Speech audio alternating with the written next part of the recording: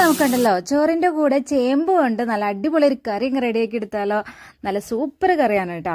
അപ്പോൾ എൻ്റെ ചാനൽ ആദ്യമായിട്ട് കാണുന്ന ആരെങ്കിലും ഉണ്ടെങ്കിൽ ഒന്ന് ഫോളോ ചെയ്ത് കൂട്ടാക്കിക്കോ. വീഡിയോ ഇഷ്ടപ്പെട്ടാൽ ലൈക്ക് ചെയ്യുക, അഭിപ്രായങ്ങളൊക്കെ അറിയിക്കുക കേട്ടോ. അപ്പോൾ ആദ്യം തന്നെ നമുക്ക് കുറച്ച് ചേമ്പ് അതിനായിട്ട് വേണം. ചേമ്പിൻ്റെ തൊലിയൊക്കെ കളഞ്ഞിട്ട് നമുക്ക് ചെറിയ കഷ്ണങ്ങളാക്കി കട്ട് ചെയ്തെടുക്കാം കേട്ടോ. ഞാനിവിടെ മൺചട്ടിയിലാണ് ഉണ്ടാക്കുന്നത്. കുറച്ച് സമയം എടുക്കും. നമുക്ക് വേണമെങ്കിൽ കുക്കറിൽ ഈ ഒരു ചേമ്പ് പെട്ടെന്ന് വേവിച്ചെടുക്കാം കേട്ടോ. ഇതിലേക്ക് ഞാൻ ആവശ്യത്തിന് വെള്ളം ഒഴിക്കുന്നുണ്ട്, അതുപോലെ തന്നെ ആവശ്യത്തിന് ഉപ്പ് ചേർക്കുന്നുണ്ട്. ഉപ്പൊക്കെ ഓരോരുത്തരുടെ ടേസ്റ്റിനനുസരിച്ച് വ്യത്യാസം വരും, അതാണ് നമ്മൾ അളവ് പറയാത്ത കേട്ടോ. പിന്നെ അതുപോലെ തന്നെ മഞ്ഞൾപ്പൊടി കുറച്ച് കൂടുതൽ തന്നെ ചേർക്കുന്നുണ്ട് കേട്ടോ. പിന്നെ കുറച്ച് കറിവേപ്പിലയും കൂടെ ചേർത്ത് കൊടുക്കുന്നുണ്ട്. ഇനി നമുക്കിതൊന്ന് അടച്ചു വെച്ചോ എങ്ങനെ വേണമെങ്കിലും നമുക്കിതൊന്ന് വേവിച്ചെടുക്കാം. ചട്ടിയിലായതുകൊണ്ട് കുറച്ചും കൂടെ എളുപ്പത്തിൽ വെന്ത് കിട്ടും. മറ്റുള്ള പാത്രത്തിലാണെങ്കിൽ കുറച്ചും കൂടെ സമയം എടുക്കും കേട്ടോ. കുക്കറിലാണെങ്കിൽ നമുക്കൊരു 1-2 വിസിൽ അടുപ്പിച്ച് വെച്ചാൽ മതി, നന്നായിട്ട് തന്നെ വെന്ത് കിട്ടും കേട്ടോ. പിന്നെ എരിവിന് ആവശ്യമായിട്ടുള്ള പച്ചമുളകും കൂടെ ഞാൻ കീറിയിട്ട് കൊടുത്തിട്ടുണ്ട്. ഒരു 2-3 ഒക്കെ നമുക്ക് ഇട്ട് കൊടുക്കാം.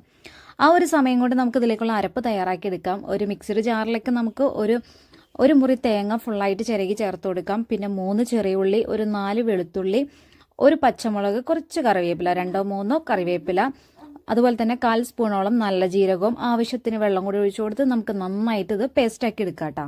തേങ്ങയുടെ പേസ്റ്റ് ഞാനൊരു പാത്രത്തിലേക്ക് ഒഴിച്ച് മാറ്റി വെച്ചിട്ടുണ്ട്. കാരണം നമ്മുടെ കഷ്ണങ്ങൾ വെന്തട്ടില്ല കേട്ടോ, അതുകൊണ്ടാണ് മാറ്റി വെക്കുന്നത്. ആ ഒരു മിക്സർ ജാറിലോട്ട് ഞാൻ ഒന്നും കൂടെ കഴുകിയിട്ട് കുറച്ചും കൂടെ വെള്ളം ആ ഒരു പേസ്റ്റിലേക്ക് ഒഴിച്ചു കൊടുത്തിട്ടുണ്ട് കേട്ടോ. ആ ഒരു മിക്സർ ജാറിൽ തന്നെ നമുക്ക് ഒരു 1/2 ലിറ്ററോളം തൈര്, നല്ല പുളി ഉള്ളതാണെങ്കിൽ അതനുസരിച്ചിട്ട് വേണമെങ്കിൽ കുറയ്ക്കാം കേട്ടോ. പുളി കുറവാണെങ്കിൽ 1/2 ലിറ്റർ തൈര് എടുത്തിട്ട് ഒന്ന് ജസ്റ്റ് ഒന്ന് കറക്കിയിട്ട് അതും നമുക്ക് മറ്റൊരു പാത്രത്തിൽ ഒഴിച്ചു വെക്കാം. ആ ഒരു സമയം കൊണ്ട് ഇതേ നമ്മുടെ ചേമ്പൊക്കെ നന്നായിട്ട് വെന്ത് വന്നിട്ടുണ്ട്. ആ ഒരു സ്പൂൺ വെച്ചിട്ട് ചേമ്പ് ഒന്ന് കട്ട് ചെയ്ത് നോക്കിയിട്ടുണ്ടെങ്കിൽ അറിയാൻ പറ്റും നമ്മുടെ ചേമ്പ് നന്നായിട്ട് വെന്തിട്ടുണ്ടോന്ന് കേട്ടോ. ഇനി ഇതിലേക്ക് നമുക്ക് ആദ്യം തന്നെ തേങ്ങയുടെ പേസ്റ്റ് ചേർത്ത് കൊടുക്കണം. നന്നായിട്ട് മിക്സ് ചെയ്ത് ആ ഒരു തേങ്ങയുടെ പേസ്റ്റ് നമുക്ക് ചൂടാക്കി എടുക്കാം, തിളപ്പിക്കരുത് കേട്ടോ. അതിനുശേഷം നമുക്ക് അതിലേക്ക് ആ ഒരു തൈര് മിക്സ് ചെയ്ത് വെച്ചിട്ടുണ്ടല്ലോ അതും കൂടെ ഒഴിച്ചു കൊടുത്ത് നന്നായിട്ട് മിക്സ് ചെയ്തെടുക്കുക. തിളപ്പിക്കണ്ട, നന്നായിട്ട് ഇങ്ങനെ തിള പൊങ്ങി വരുന്ന സമയത്ത് നമുക്കത് ഓഫ് ചെയ്യാം കേട്ടോ. പിന്നെ ചട്ടിയിലായതുകൊണ്ട് തന്നെ കുറച്ചു നേരം ഇരിക്കുമ്പോൾ ഒന്ന് കുറുകി വരും കേട്ടോ.